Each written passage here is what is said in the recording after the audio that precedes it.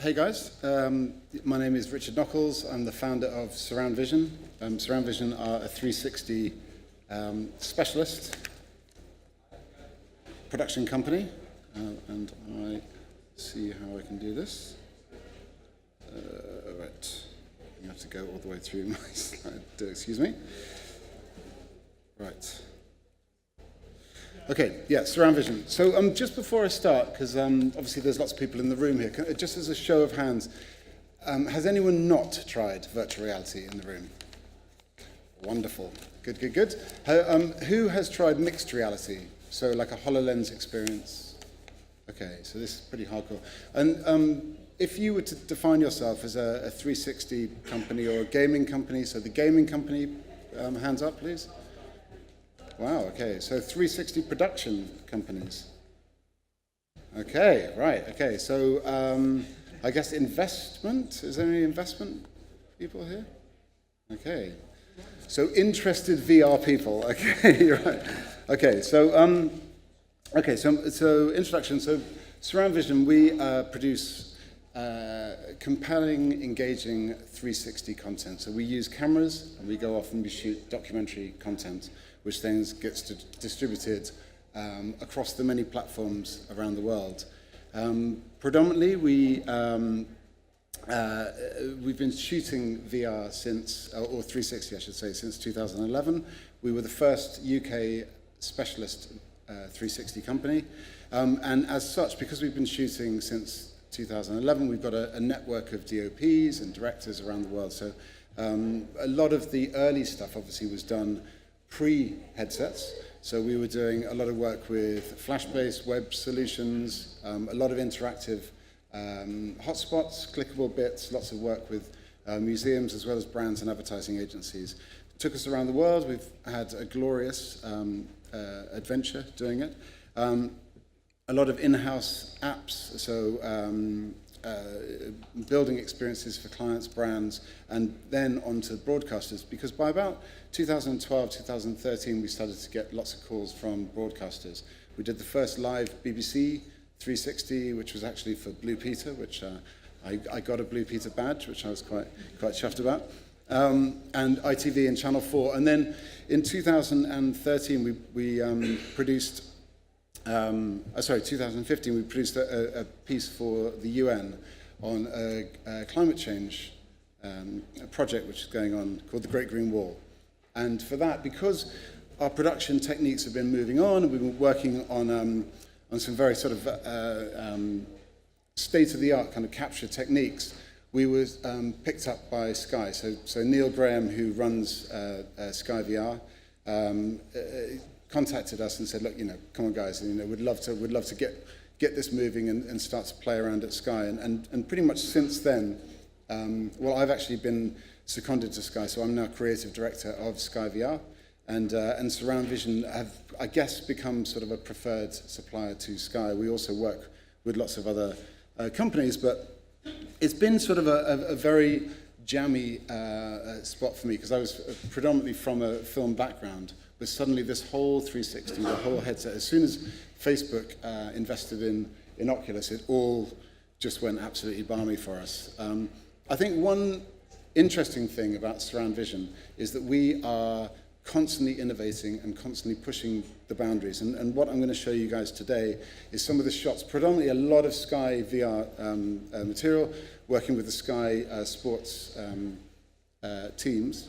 But all of them I'm really proud of, because we took essentially a format, and actually Kevin quite rightly mentioned the importance of making people feel sick. My job as a creative and as a director is to make the most compelling and the most engaging content. So with all the respect in the world, I'm sort of trying to push this. I'm trying to push the engagement. I'm trying to make people feel something, feel engaged, feel excited.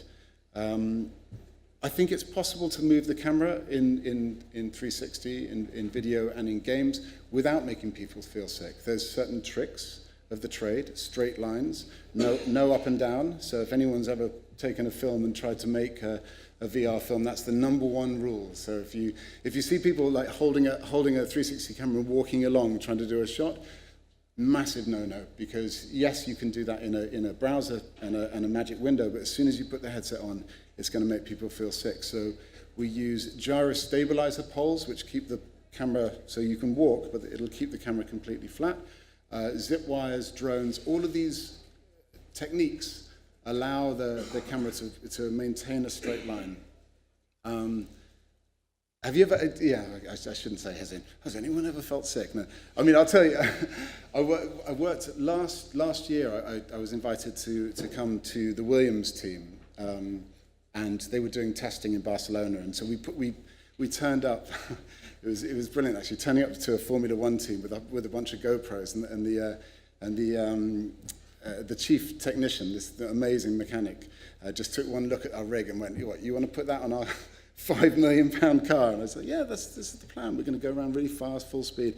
He's just like, "No fucking way." But overnight, this engineer just rigged up. He just made this. He had a custom sort of a machined solution. So in the morning, I turned up and plugged the GoPros in, and it was amazing. But the car, we put the camera on the back of the car, just above the driver's helmet, and very excitedly, 2 days later, when you got the rushes back and we sort of put it on the headset, as soon as you went round the corner, it definitely made you go, whoa, you know, and which was cool. You learn these things, and obviously I'm now imparting this knowledge to you. If you are doing a car shot and you are, you know, you've got a high camera on the shot, just be careful. You know, when you go around the corner, it'll make you feel sick. So imagine my surprise this year. So Lewis Hamilton with Mercedes, we went to do his first lap of the car, and Mercedes very kindly invited us down to come and do this. And obviously I'm not going to say no. I'm certainly not going to say, "Oh, it might make you sick," you know, because I'm just like, "Yeah, come on, let's get the camera on the car." But this time we put it at the front of the car, in between the two wheels. Again, Mercedes had helped us design this rig that wasn't going to damage their car. And notice, by the way, I'm not worried about damaging the cameras. It's just like, the car is just like, do not damage the car. And it put it on excitedly, like this time 4 hours later, put it on. And as it went round the corner, no sickness. In fact, it was brilliant, absolutely amazing. So you tell me why, I don't know. And maybe it's because you're lower in the car, you can see the wheels, it gives you a sense. I have absolutely no idea why that worked and why the other one didn't work. But, you know, again, innovation, experimentation. So I guess it is jammy of me and lucky of me to be working with the likes of Sky and all of the assets and the talent they've got. This is another classic example. So this is Anthony Joshua.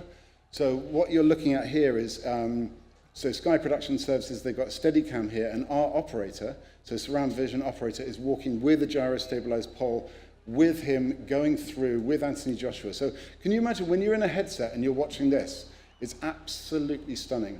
And this, to me, as much as I love games and I love VR and I love where VR is going, to be at this position in a headset with the crowd baying and the sports going absolutely mental, this is the reason VR and 360 is here to stay. It is absolutely incredible footage.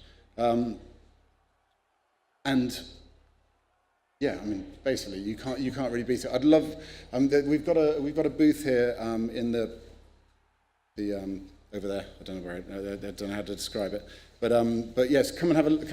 Come and check it out. It's really amazing footage, and also the techniques of how we did this as well. Because obviously, Sky's production services, they're shooting a traditional shoot. This is big. This is Anthony Joshua. This is, you know, boxing champion of the world, and we managed to do a VR shoot without interrupting any of their broadcast, any of their production, and we got this amazing, compelling footage.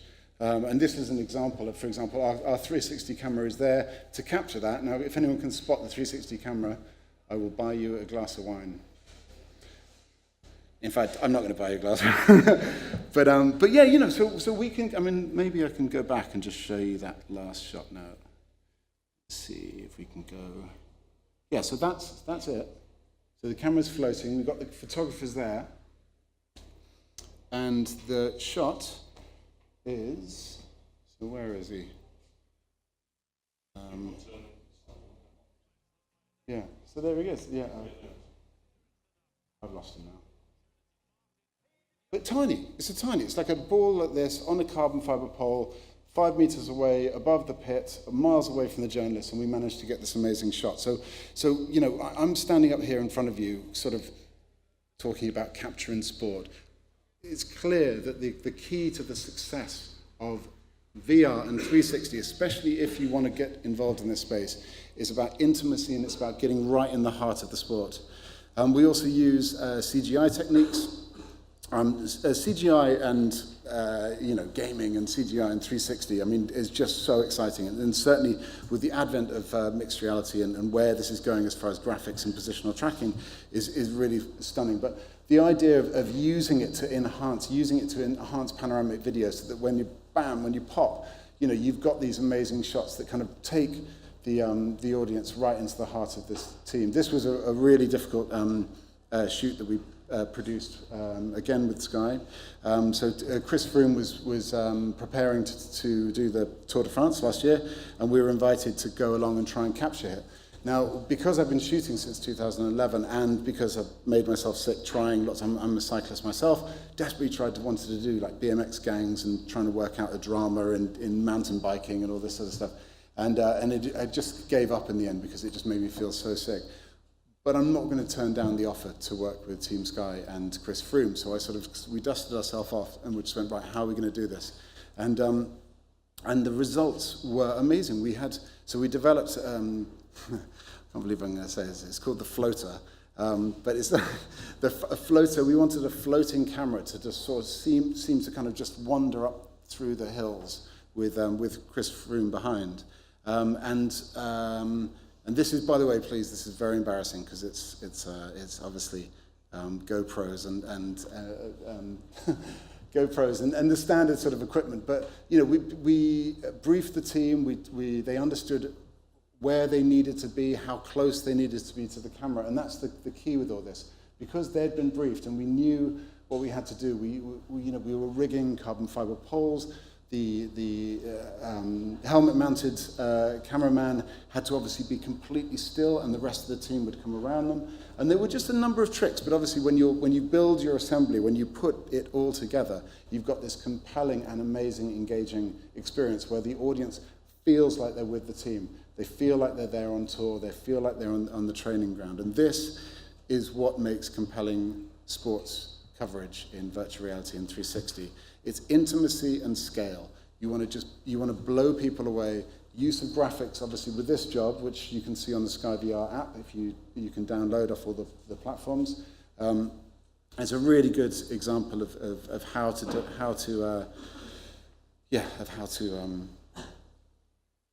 or what to do as far as production techniques. So also, I meant to touch on CG, the ability to use CG in gaming, sort of gaming style scenarios, which then allow the audience to kind of go. I've always been obsessed with transitions between shots and how to sort of bring audiences right into the thick of it. And this is just what I've cobbled together here is just sort of a collection of different types of shots that we've done. This is, again, a floating camera, so we've comped out the tracking vehicle with a Russian arm, which then allows you to have Damien Hill, literally, I mean, he was coming so close to the camera, it was just like, part of me was shitting myself, and the other one was like, go on, Damon!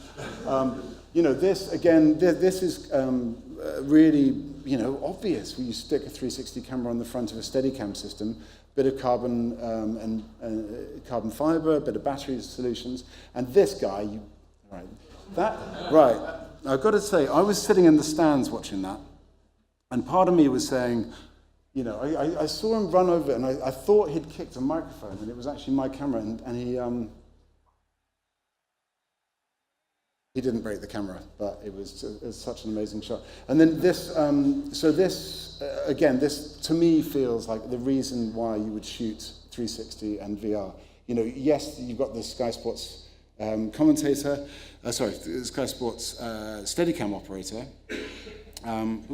Let's see. I'm just going to go back to that.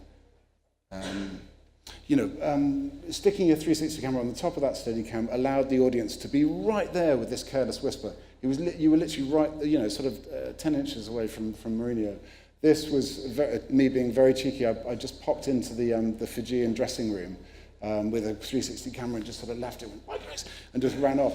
But again, you'd never see, that's the kind of stuff that really works in sports. So getting your camera right into the thick of it, right into the heart of it.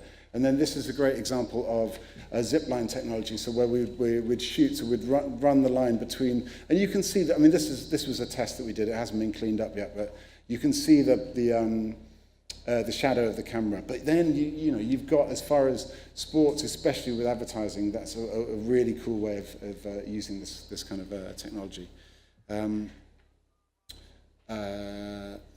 So I guess, my message to you guys, because hopefully, like you, like me, you're going to wander around and go and see all the games and try on all these. I'm actually really excited to be here. I'm excited. I came here last year and saw loads of amazing games. I'm really excited to see all the HoloLens and mixed reality stuff. But it is worth noting, because 360 videos tends to get sort of a bum deal in this kind of amazing world. But when I show people this work, when I put the headset on and show them, even just this little showreel here, put them right next to those megastars, put them on the corner flag of Anthony Joshua as he wins the world title, it's absolutely mind-blowing, the reaction you get. And I think this is just the start of this. And with all of our help, if you're a producer working in this field, taking the work that Surround Vision have done and sort of raising the bar further and getting closer and more compelling is the direction we want to go. Because, following a megastar like this out into a battle, which, by the way, we're filming this in Wembley. He's taking on this fighter called Klitschko, and we're going to be doing exactly this. But this time, I think we're going to be doing more cameras and a bit more coverage. But it allows the audience to have something truly outstanding as far as coverage, and really sort of pushes the boundaries of where this is going. So yes, that is me out. Thank you very much.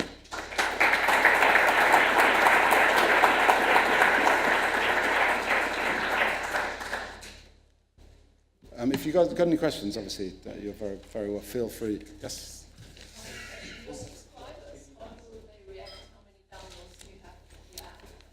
The Sky app. I think Sky's on 200,000, and they've watched about, I'm not sure, I think 2 million videos. There's Sky.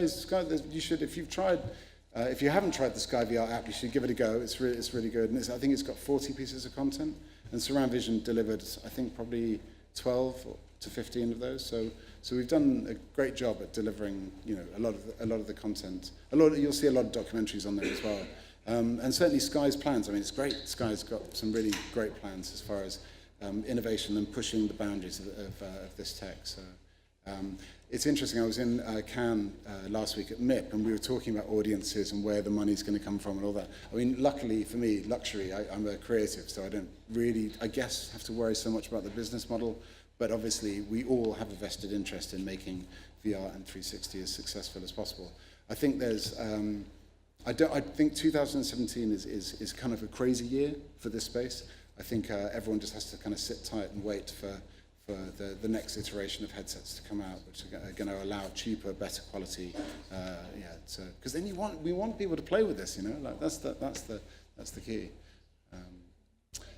No worries. Yeah. If video recording in Formula 1 is very restricted, and you can only do some recording on very specific dates. Yes.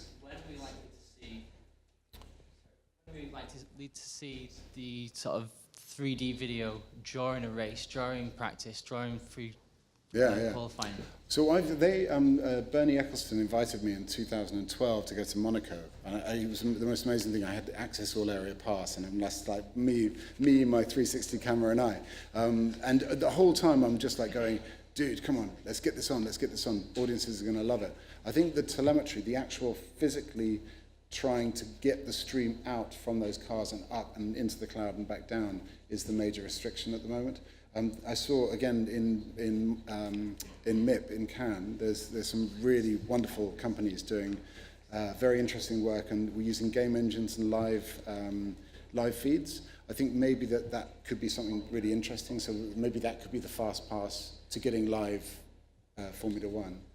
But then as far as having a 360 stream from, you know, the pit lanes or, you know, one of the team garages, I mean, all of that technology is available. So I guess it comes down to the rights holders and Formula One.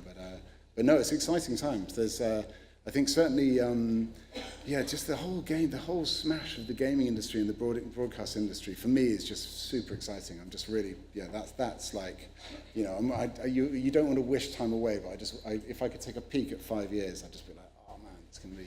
It'd be amazing. For audiences, I think it's going to be thrilling.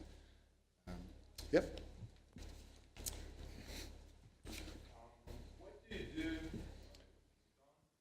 I can hear. What do you do about the camera crew in the footage? Because I imagine if someone's holding a stick there for the end user, it would look like his head is mounted on some stick held by a dude. What? So do you just erase them as CG, or do you just limit the view of the end user? A simple answer is erase him or her in CG. In post-production, and there are lots of very simple tools to do that. After Effects, basic compositing tools, Nuke do a really good compositing tool as well. And yeah, it's quite annoying, but worth it if you can get it. And as long as the camera is not moving up and down. Interestingly, actually for sport capture, when we worked on the Williams job, we took Ted Kravitz, who's this journalist for Sky's F1 team, out into the what's it called, the pit zone or whatever, you know, where all the cars come in and get all the what's it called, the pit crews, you know, that area. Now, obviously, for me to walk out there with a 360 camera, I would actually die because I wouldn't know where to stand. But he knew what the cars, he knew the language of the teams, and so we gave him this gyro stabilized pole. And he was able to, it took about 2 hours of training for this journalist to be up to speed with it. But he went and shot himself in this amazingly dangerous zone with Ferrari mechanics all over the place, delivering a piece to camera to the camera that he was holding. And the footage was absolutely stunning. So I think to answer your point, I've kind of sidetracked a little bit, but why worry about the operator? Why not make the operator part of the story? So that's kind of a good way to look at it as well. There was a question at the back as well, and I'm sure, yeah. I'm wondering if you could comment at all on the relationship between the Sky VR app and the Jaunt VR app, and the different relationships between the production companies and Jaunt and people like Surround Vision. I don't know if there's a relationship between Jaunt app and Sky VR app. I think the Sky VR app is totally separate, and so the Sky VR app is available along most of the platforms. I think we're basically integrating into all of the platforms. I can't answer on Jaunt's behalf, but as far as production companies, I mean, Sky's a broadcaster, so Sky VR are very, very open to working with any production company in the world. And you know, with my Surround Vision hat on as well, you know, we are equally open. We're not, you know, we don't just work for Sky. We're open to work collaborations and working with other companies out there as well. So yeah, it's fun. I actually, again, and I keep going back to Cannes, I saw some footage on the Jaunt app, which was amazing. Like there's a Iceland adventure with canoeists, which if you haven't seen, there's probably demos over there, wherever that is. But you should definitely check out that stuff. So I'm going to wrap up. Really, thank you so much for watching, and I hope you're all inspired to go and grab 360 cameras and go and just keep raising the bar, because that's what we need. Thank you very much.